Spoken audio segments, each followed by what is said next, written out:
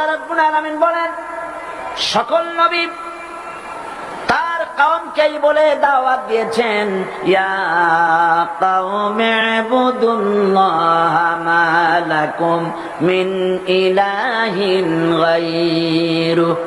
হে সম্প্রদায়, আল্লাহ ছাড়া কোন ইলাহ নাই, তার ইবাদত করো, তারই দাসত্ব করো, তার গোলামি করো। আল্লাহ পাক মুসা আলাইহিস সালামকে যখন নবুয়ত দিলেন, প্রথম যে হই এলো, প্রথম ওহীটাই ছিল ইন্নানি আনাল্লাহ লা ইলাহা ইল্লা আনা ফা'বুদনি ওয়া আকিমিস সালাতা লিযিকরি।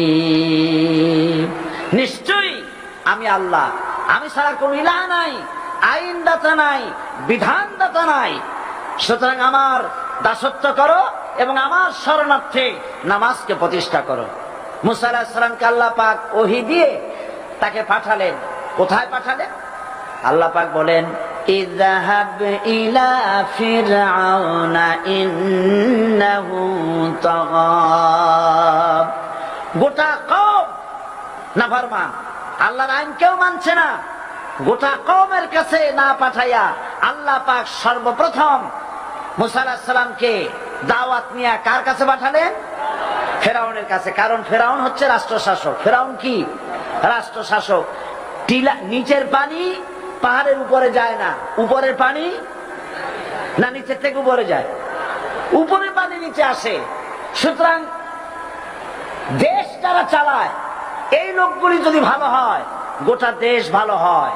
আর সমস্ত মানুষটা যদি, রাষ্ট্র যিনি পরিচালনা করেন, এই লোকগুলি যদি খারাপ হয়, গোটা দেশ খারাপ হতে বাধ্য। এই জন্য আল্লাহ পাক বলছেন, সর্বপ্রথম তুমি ফেরাউনের কাছে যাও এবং এই কালেমার দাওয়াত দাও। হযরত মুসা আলাইহিস সালাম ফেরাউনের কাছে গেলেন আর দাওয়াত দিলেন, ফেরাউন পড়ে নাও লা ইলাহা ইল্লাল্লাহ।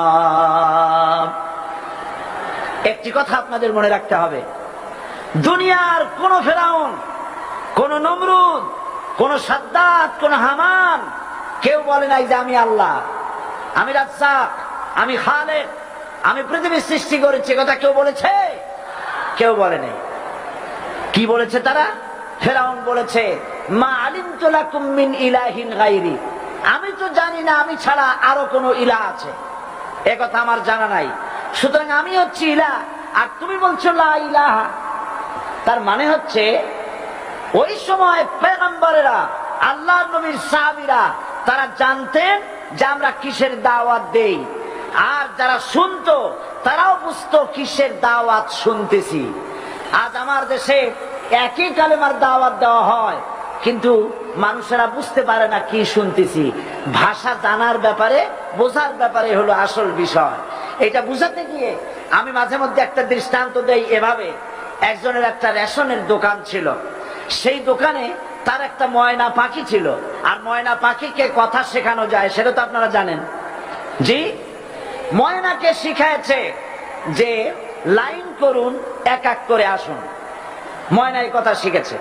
সকালবেলায় যখন রেশনের দোকানে ভিড় পড়ে গেছে, তখন ওই পাখি খাঁচার মধ্যে বসে বলছে লাইন করুন, এক এক করে আসুন।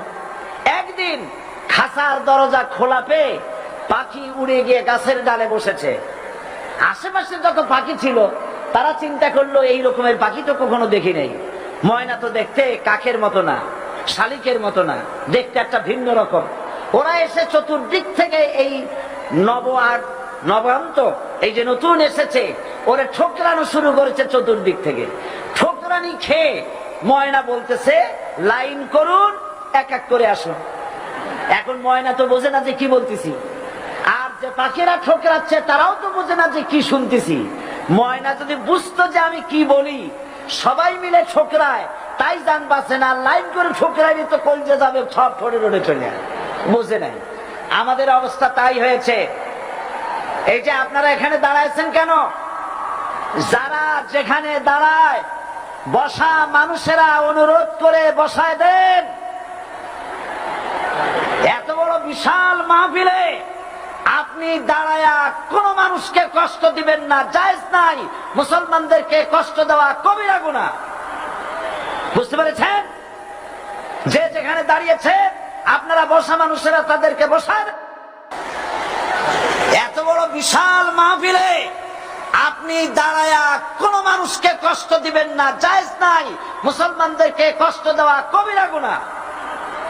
বুঝতে পেরেছেন?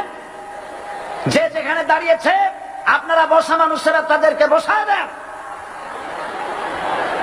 সুতরাং এই কালেমার দাওয়াত যখন হযরতে মুসা আলাইহিস সালাম দিলেন, ফিরআউন বলল, আমি তো জানি না যে আমি ছাড়া আরো কোন ইলাহ আছে, আইনদাতা তো আমি, তুমি নতুন কোথা থেকে আইনদাতা নিয়ে আসছো? ফিরআউন বলছে, দেখো, আমারে বাদ দিয়া যদি অন্য কাউকে ইলাহ বলে তুমি মানো আর সেই শিক্ষা তুমি যে জাতিকে দাও, তাহলে আমি তোমাকে ধরে লাআজআলান্নাকা মিনাল মাসজুনিন, আমি তোমাকে কারারুদ্ধ করব, আমি তোমাকে জেলখানায় ঢুকিয়ে দেব। রাষ্ট্রশক্তি প্রথম বাধা দিল কারা? বলেন সবাই। সেই বাধা কি ওখানে শেষ হয়েছে না এখনো আছে? আছে কিনা জোরে বলেন। আমি তোমাকে জেলখানায় ঢুকাবো। হযরতে মুসা আলাইহিস সালাম বলেন, ফিরআউন রে, জেলের ভয় আমি করি না, আমার কি জেলের ভয় দেখায়া লাভ নাই। আমি আল্লাহ পাকের পয়গম্বর হযরতে মুসা আলাইহিস সালাম। ফিরআউনের দলবল আছে, লোক লস্কর আছে, তার অস্ত্রের অভাব নাই। আল্লাহ রাব্বুল আলামিন মুসা আলাইহিস সালামের কাছে একটা অস্ত্র দিয়া দিলেন। দিছিলেন কিনা? দিছিলেন কিনা? আল্লাহ পাক হযরত মুসাকে বলেছেন, ওয়া মা তিলকা বিয়ামিনিকা ইয়া মুসা, মুসা রে, তোমার হাতে ওটা কি? মুসা আলাইহিস সালাম বললেন, এটা লাঠি। আল্লাহ পাক বললেন, ফেলে দাও লাঠি। লাঠি ফালায় দিলেন। কি হয়ে গেল? হিয়া হাইয়াতুন তাসআ, লাঠি হয়ে গেল। এখন লাঠি পড়ে সাপ হয়ে গেল। সাপ দেখে নবী হোক, ওলি হোক, সাহাবী হোক আর আলেম হোক, সাপ দেখলে ভয় করে না মানুষের? মুসা আলাইহিস সালাম ভয় পাইছে। আল্লাহ রাব্বুল আলামিন হযরত মুসাকে শোনায় দিলেন, খুযহা ওয়া লা তাখাফ সানুঈদুহা সিরাতাহাল উলা,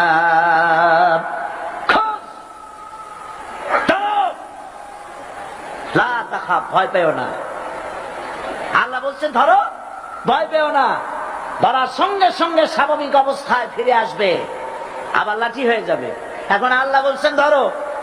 মুসা আলাইহিস সালাম কি ভয় পাওয়া উচিত হবে? আর উচিত হবে? মুসা আলাইহিস সালাম কি ভয় পাইছিলেন? কারণ হচ্ছে দুশমনের শক্তিটা খুব বড়ই দেখা যায়, মনে হয় যেন অনেক বড়, কি জানি কি। আল্লাহ পাক বলছেন, ইন্না কাইদাশ শায়তানে কানা দাঈফা, শয়তানের চক্রান্ত যতই তুমি মনে করো অনেক ষড়যন্ত্রের জাল বিস্তার হয়ে আছে, আল্লাহ কয় কিছুই না, দাঈফা, অত্যন্ত দুর্বল। আল্লাহ পাক বললেন ধরো। মুসা আলাইহিস সালাম সাপ ধরলেন, সঙ্গে সঙ্গে লাঠি হয়ে গেল। ফিরআউন বরদাস্ত করলো না, রাষ্ট্রশক্তির পক্ষ থেকে আক্রমণ শুরু হলো। অপরাধ কি? মুসা আলাইহিস সালামের অপরাধ কি? কি অপরাধ? মাশাআল্লাহ, বুঝতে পেরেছেন। অপরাধ হচ্ছে তিনি বলেছেন লা ইলাহা, জোরে বলেন লা ইলাহা ইল্লাল্লাহ। এই কালেমাকে আজ আমরা ভিক্ষার বুলি বানাইছি। এটা হলো সার্বভৌমত্বের বুলি, এটা হচ্ছে আল্লাহ পাকের সার্বভৌমত্বের কথা। আজ আমরা মানুষের কাছে আমরা শুনি, মানুষেরা ভিক্ষা চায়, লা ইলাহা ইল্লাল্লাহ, এক মুঠ চাউল দেন, লা ইলাহা ইল্লাল্লাহ 10 খান পাই দেন। এই হচ্ছে কালেমার জিকির। আবার কেউ কেউ জিকির করতেছে লা ইলাহা আস্তে, ইল্লাল্লাহ জোরে, এমন জোরে কলব সাফ করে, কলব তাতে থাকলেও পারে গেলেও পারে। এই কালেমার জার, এর আঘাত পয়গম্বররা মেরেছেন। হযরতে মুসা আলাইহিস সালাম যখন বলেছেন লা ইলাহা ইল্লাল্লাহ, এই ধাক্কা ফিরআউন বরদাস্ত করতে পারে নাই। দরিয়ায় নীলের ভিতরে আল্লাহ পাক ডুবাইয়ে শেষ করে দিয়েছেন, দেন নাই? হযরত হযরত মুসা আলাইহিস সালাম তার উম্মতেরা দরিয়ার পাশে বসে দ্বীনি কথাবার্তা বলতেছেন। এমন সময় ফেরাউন, তার শত্রু হচ্ছে মুসা আলাইহিস সালাম। শত্রু কেন? মুসা কি ফেরাউনের পাকা ধানে মই দিয়েছে নাকি? বলেন আপনারা। তার হালের গরু পিটায় মারছে নাকি? অপরাধ হলো তিনি আল্লাহর জমিনে আল্লাহর আইন প্রতিষ্ঠার কথা বলেছেন। এই শুধুমাত্র এই অপরাধে ফেরাউন তার দলবল নিয়ে 3 দিক থেকে আক্রমণ করেছে। মুসা আলাইহিস সালামের উম্মতেরা ভয় পেয়ে গেছেন। তারা বলছেন ইন্না লামুদরাকুন, আমরা পাকড়াও হয়ে গেছি। 3 দিকে সাড়াশি আক্রমণ, 3 দিকে শত্রু, একদিকে দরিয়া, পালাবার রাস্তা আছে? হযরত মুসা আলাইহিস সালাম ভয় পেয়ে গেলেন, সারেন্ডার করলেন না। হযরত মুসা আলাইহিস সালাম বললেন কাল্লা, কখনো নয়, ভয় পাওয়ার কোনো কারণ নাই। রব্বি সায়াহদিন, অবশ্যই আমার রব আমার জন্য রাস্তা করে দিবে। ভয় পাইও না, আমার রব রাস্তা করে দিবে। আল্লাহ রাব্বুল আলামিন হযরত মুসা আলাইহিস সালামকে অর্ডার করলেন, হাতের লাঠি দিয়া দরিয়ার উপরে আঘাত করো। হযরত মুসা আলাইহিস সালাম দরিয়ার উপর আঘাত করলেন। রাস্তা ছিল দরকার একটার, এক বাড়িতে আল্লাহর হুকুমে লাঠি দিয়ে একটি আঘাত করার সঙ্গে সঙ্গে হযরত মুসার তার সঙ্গী সাথী দরিয়া পার হওয়ার জন্য দরিয়ার মধ্যে দিয়ে আল্লাহ 12টা রাস্তা পয়দা করে দিলেন। সে আল্লাহ আছে না নাই? এত আসতে বলেন কেন? ভয় পাওয়ার কারণ আছে? রাষ্ট্র শক্তি বাধা দিয়েছে সমস্ত নবীদেরকে। কেন? নবীদের চরিত্র খারাপ? জোরে বলে, নবীদের চরিত্র খারাপ? নবীদের চাইতে মাসুম বেগুনাহ উন্নত চরিত্রের মানুষ আল্লাহর আকাশের নিচের জমিনের উপরে আর হয় নাই। তোমরা যে সব নেতাদের পিছনে দৌড়াও, অমুকের সৈনিক, নেতা নেতা করে মরো, এইসব নেতা যাদের পিছনে দৌড়াও, এই নেতাগুলি, আমি জিজ্ঞেস করি আপনাদেরকে, এই নেতাগুলি জীবনে একবারও জেনা করে নাই। এ ব্যাপারে অনুসারীরা আপনারা কি নিশ্চিত? মিথ্যা কথা জীবনেও কয় নাই, প্রতারণা করে নাই, ঠাট্টা করে নাই, বিদ্রুপ করে নাই, মদ খায় নাই, মানুষ হত্যা করে নাই। কিসের নেতা? নেতা হচ্ছেন সেই ব্যক্তি যিনি বলেছেন, ও আমার স্ত্রীরা, ও আমার সাহাবীরা, রাতের আধারে আমার মধ্যে যা আচরণ দেখতে পাও, দিনের আলোতে আমার মধ্যে যা দেখতে পাও, সবগুলি খুলে খুলে মানুষের কাছে বলে দাও। তার নাম বিশ্বনবী মুহাম্মদ রাসূলুল্লাহ সাল্লাল্লাহু আলাইহি ওয়াসাল্লাম।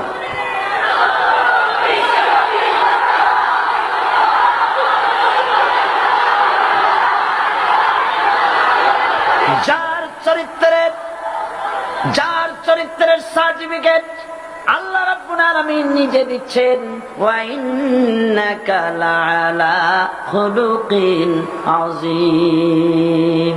নবী হে, উন্নত চরিত্রের উপরে আপনি প্রতিষ্ঠিত। সুবহানাল্লাহ। কে সার্টিফিকেট দিচ্ছেন?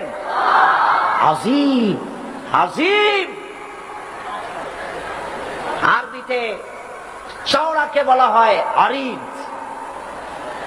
গভীরতাকে বলা হয় আমিক। কত প্রশস্ত, যা মাপার কোনো ফিতা নাই, কত গভীর, যা মাপার কোনো যন্ত্র নাই, এইটাকে আরবিতে বলা হয় আজিম। সুবহানাল্লাহ বলতে ইচ্ছে করে না? ও নবী, তোমার চরিত্র এমন যা মাপার মতো যন্ত্র পৃথিবীতে নাই। এই সার্টিফিকেট দিলেন কে? সমস্ত নবীরাই চরিত্রবান, নবীরা মাসুম বেগুনাহ। সুবহানাল্লাহ ওয়া বিহামদিহি। সেই নবীরা মার খান নাই? খেয়েছেন কিনা বলে? কারা মেরেছে? রাষ্ট্র শক্তি। কারা মেরেছে? কারণ নবীরা বলেছেন লা ইলাহা ইল্লাল্লাহ। পড়েন সবাই, লা ইলাহা ইল্লাল্লাহ।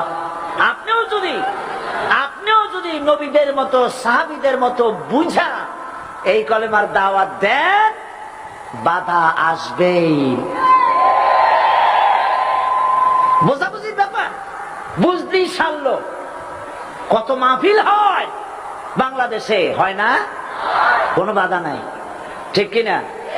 কত পূজা হয়, পার্বণ হয়, গান হয়, থিয়েটার হয়, গুনাগার বিবির গান হয়, কত কিছু হয়। কোনো বাধা আছে? তাফসীরের মাহফিলে বাধা। কারণ ওরা বুঝতে পেরেছে এ তাফসীরের মাহফিলে গাজীর গীত হয় না, এ তাফসীরের মাহফিলে আল্লাহর সার্বভৌমত্ব কায়েমের আন্দোলন চলে।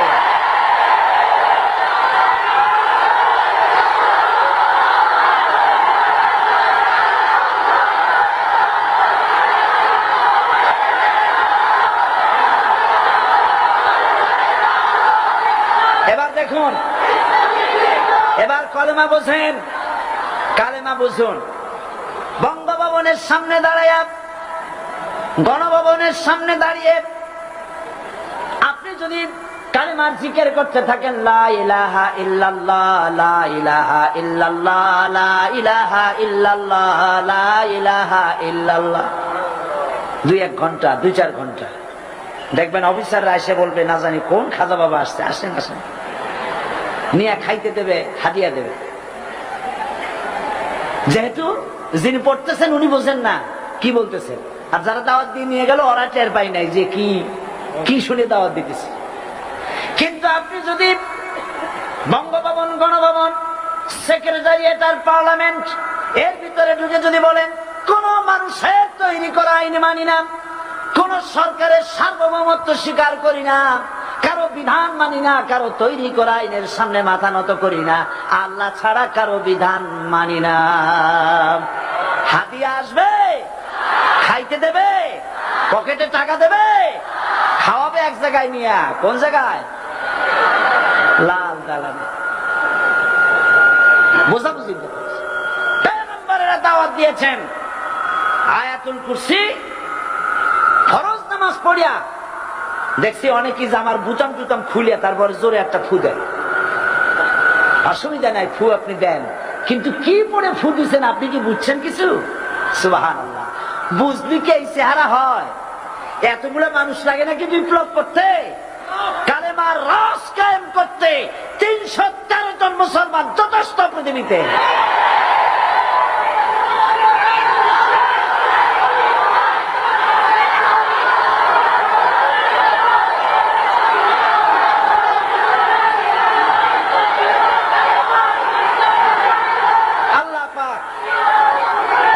কারীমের মধ্যে আল্লাহ পাক বলেছেন, এমন একজন নবী বানাই নাই, ইয়া হাসরাতান আলাল ইবাদ, বান্দার উপরে আফসোস।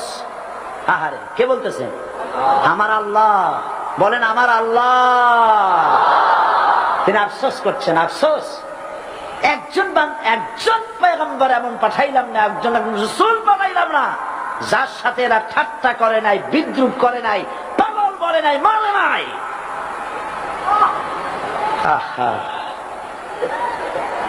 অপরাধ, আল্লাহর সার্বভৌমত্ব প্রতিষ্ঠার অপরাধ।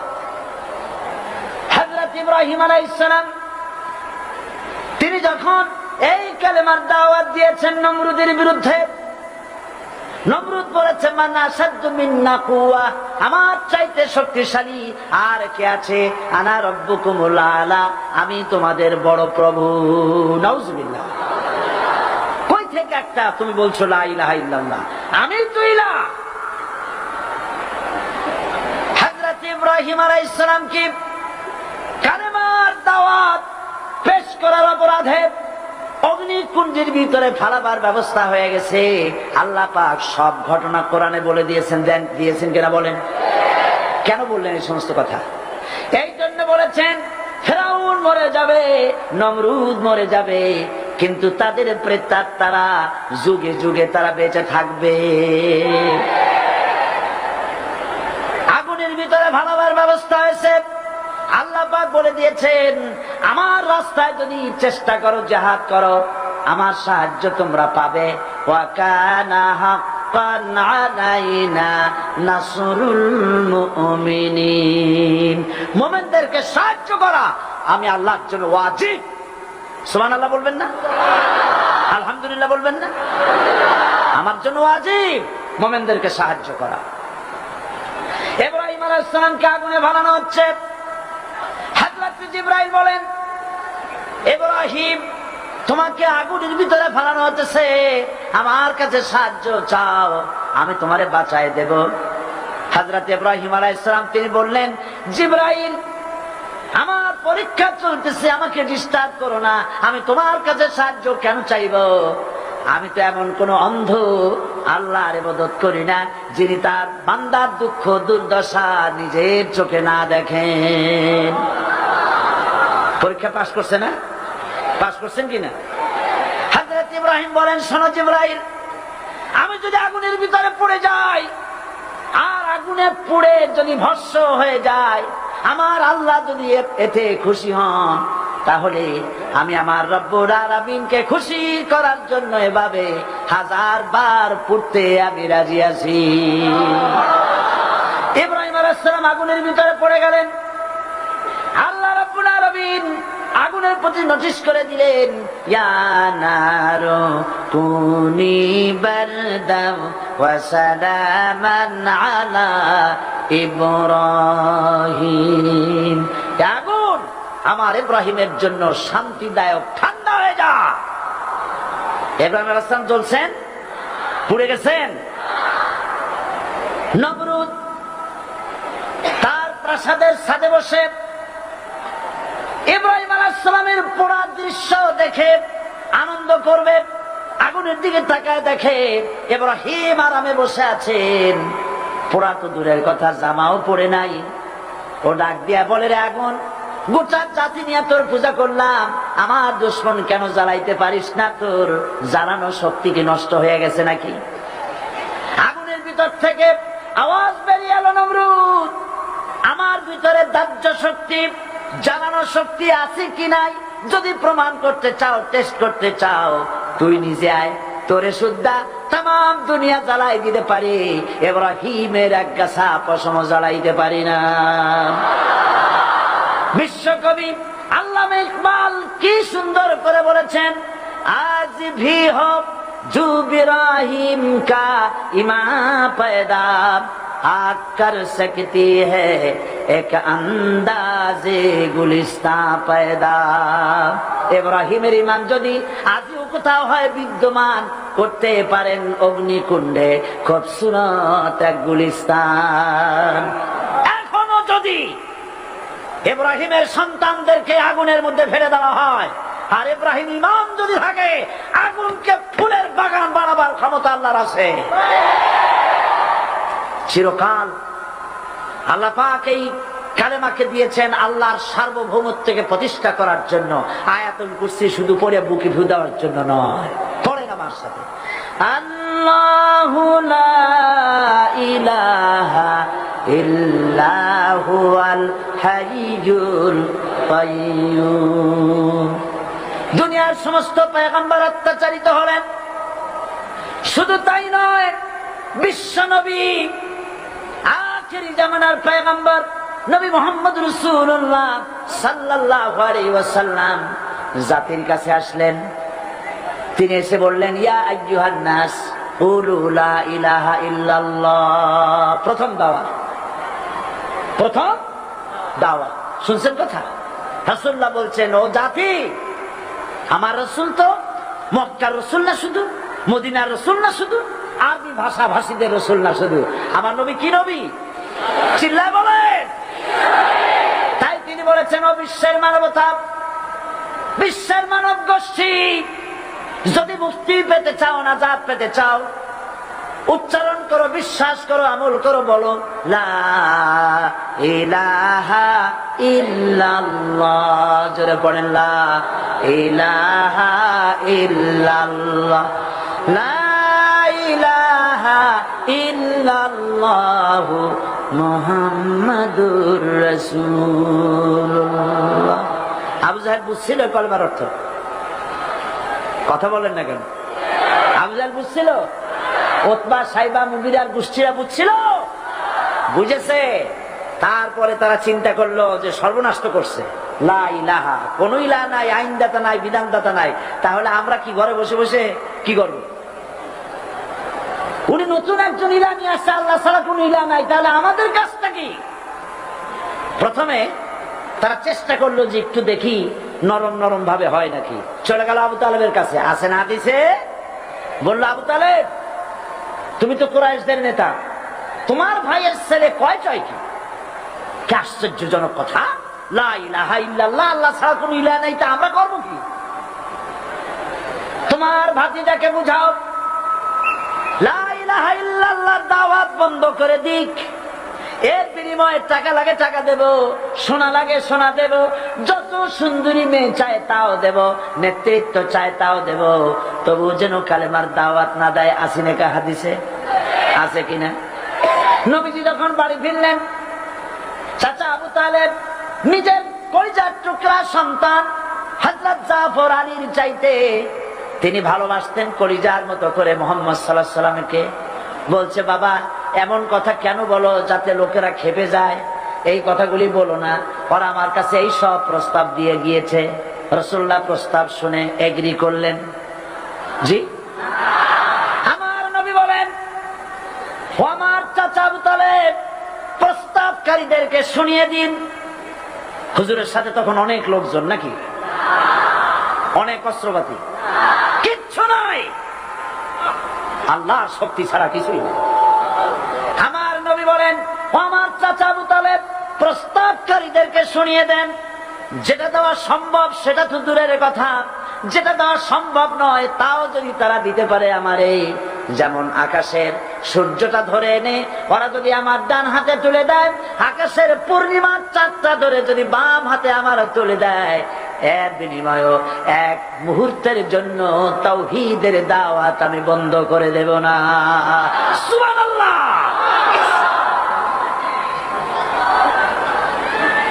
রাসূল করিম সাল্লাল্লাহু আলাইহি ওয়াসাল্লাম তাদের এই প্রস্তাবকে যখন গ্রহণ করলো না, কাফেরেরা বুঝলো। আমি আগেই বলেছি 3 শ্রেণীর লোক বাধা দিয়েছে। কয় শ্রেণী? প্রথম শ্রেণী কি? রাষ্ট্র শক্তি, তাদের হাতে অস্ত্রপাতি তো খুব শক্তি, আর তারা একবার ক্ষমতায় যায় ওরা মনে করে এই ক্ষমতা থেকে আমাদেরকে কেউ নামাইতে পারবে না। বিংশ শতকের শ্রেষ্ঠ মুজাদ্দিদ আল্লামা সৈয়দ আবুল আলা মওদুদী রাহমাতুল্লাহ আলাইহি তিনি এক জায়গায় লিখেছেন, স্বৈরাচারীরা তার পতনের সমস্ত ছিদ্র বন্ধ করে, কিন্তু একটা ছিদ্র বন্ধ করতে পারে না, মনের ভুলে সেই ছিদ্রটা থেকেই যায়, যেই ছিদ্র দিয়ে আসলে তার পতনটা হবে। ক্ষমতায় গিয়ে মনে করে চিরকাল ক্ষমতায় থাকবো। ভারতের প্রধানমন্ত্রী পণ্ডিত জওয়াহরলাল নেহেরু রাঁচি পাগলা গারদে গিয়েছেন, মেন্টাল হসপিটাল। পাগলেরা নেহেরুকে দেখে আশ্চর্য হয়ে গেছে, এত সুন্দর মানুষ, মাথায় কিস্তি টুপি, গায়ে শেরওয়ানি, মুসলমানি ড্রেসই আলাদা, যদিও তিনি হিন্দু ছিলেন, পরেছেন মুসলমানি ড্রেস। শেরওয়ানি কাদের পোশাক? কাদের পোশাক? হাতে ছড়ি নিয়ে হাঁটা, স্টাইল করে, সুন্দর পাজামা, সুন্দর টুপি, সুন্দর সাজসজ্জা করে, মুসলমানদের ড্রেস। এই ড্রেস পরে তিনি গিয়েছেন, সবসময় যে ড্রেস তিনি পরতেন। পাগলেরা জিজ্ঞেস করছে, তুমি কে গো? উনি বলছেন, আমারে চেনো নাই? আমি ভারতের প্রধানমন্ত্রী পণ্ডিত জওয়াহরলাল নেহেরু। পাগলেরা বলছে, ও সেই কথা। আমরাও যখন এই হসপিটালে আসছিলাম, এই তোমার মতো লম্বা লম্বা কথা আমরাও বলছি, থাকো আমাদের সাথে কিছুদিন, তোমার মাথাও ঠান্ডা হয়ে যাবে। ক্ষমতায় যারা থাকে, ক্ষমতার মোহে চতুর্দিকে অন্ধকার দেখে, মনে করে আমার পতন আর হবে না। কিন্তু তোমাকে বুঝিবে যে গোকুলে বাড়ি শেষে গাড়ির চাকা সবসময় উপরে থাকে না। গাড়ির চাকা সবসময় উপরে থাকলে গাড়ি তো চলবেই না, গাড়ির চাকা ঘোরে বলেই তো গাড়ি চলে। সুতরাং এই উপরে তোমার চাকা উপরে এখন আছে বলে, তোমার দলের চাকা উপরে আছে বলে যারা মানুষের উপরে জুলুম করছো, আলেমদেরকে ধরতেছো, মুসল্লিদেরকে ধরে ধরে জেলে ঢুকাচ্ছ, সময় আসবে এমন